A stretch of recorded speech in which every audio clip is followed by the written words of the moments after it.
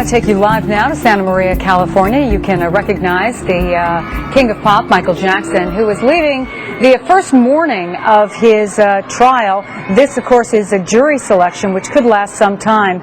NBC's Mike Taibbi is joining us with the very latest. This is just a lunch break, right? They're not done for the day, Mike. That's right, Chris. They're going to be back in court 2 o'clock our time, 5 o'clock your time. Now, you saw Mr. Jackson in his white suit.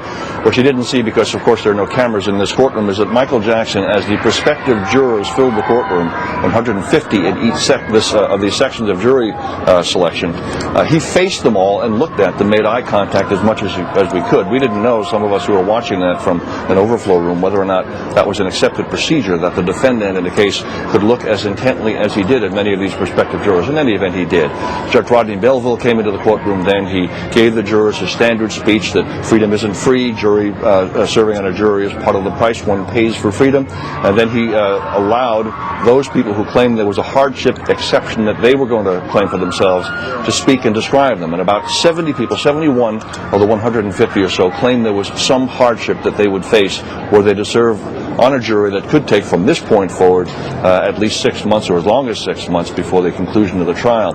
There was some levity in this process. I mean, you probably can generally know what happens in this instance. Somebody says they've got a sick or disabled spouse or child or a parent, a dying parent in some sad cases. But at one point, as Judge Melville was asking one juror after another, would your employer pay you if you didn't go to work because you were serving on this jury? One guy said, no, I work for an attorney. And of course, the attorneys in the courtroom led the laughter in that instance. In another case, a woman said, listen, Judge, I'm 75. I'm just too old. And Melville, who was 63, said, you don't look a day over 60. A lot of laughter on that. And finally, toward the end, a woman stood up and said that she was 8 months pregnant. Judge Melville stopped her and said, that's it. You're excused. You're deferred. The first official deferral of a prospective juror in this case. Again, as you just saw, Michael Jackson has left the courtroom right now for a period of about 2 hours. He is required to appear here. He did appear here today with his complete defense team and a jury consultant who will sit in the voir dire or questioning process, which will begin next week. The prosecution table was somewhat bare. Ron Zonin, an assistant prosecutor, was there, but the process has now begun. Back to you. You know, Mike, I got a little glimpse as he was pulling away of some of the media around there. I understand there's what is normally a pretty boring and not heavily attended event, jury selection. I guess at least 100 members of the media from all around the world. 1,000 applications have been received from all around the world for media that wants to cover the trial itself. What's the scene like there outside the courtroom?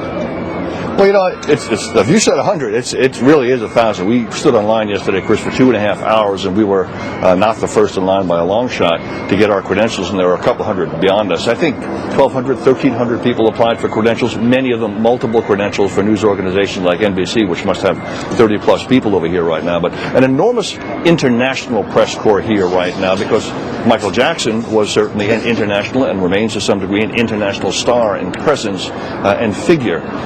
A historical figure in the music industry. So there's great interest overseas. Unlike some other of the mega trials that have been covered in this state, the press interest is certainly international in scope. As for the fans, you know, this morning as I went in, I said 400 or 500. Am I right about that?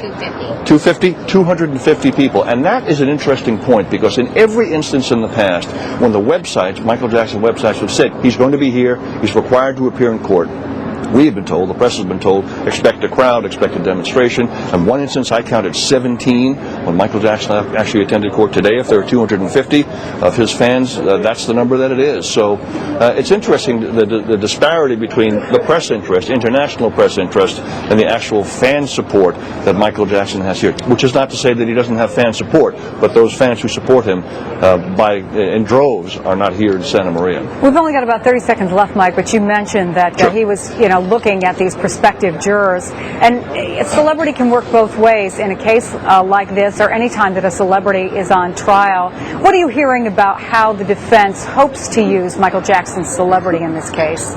Well, that's an interesting question. I really haven't thought about that because I see this as a criminal case. Did he do it? Did he not do it? What's the evidence? What's the quality of the evidence? Who are the witnesses? And I think the defense is concentrating on that more than trying to find strategies or ways to use Michael Jackson's celebrity. In fact, my conversation with defense sources say that his celebrity is a standalone fact that exists and will have I suppose, its effect on jurors. But they're really looking at trial strategy and attacking witnesses and attacking evidence and providing evidence and witnesses of their own to try and fight these charges. All right, Mike Taibbi, we'll be checking in with you, I guess, for months. Enjoy the sunshine. It's cold back here, Mike. I guess so. Thank you. All right, Chris. Thank Melissa. you. Bye.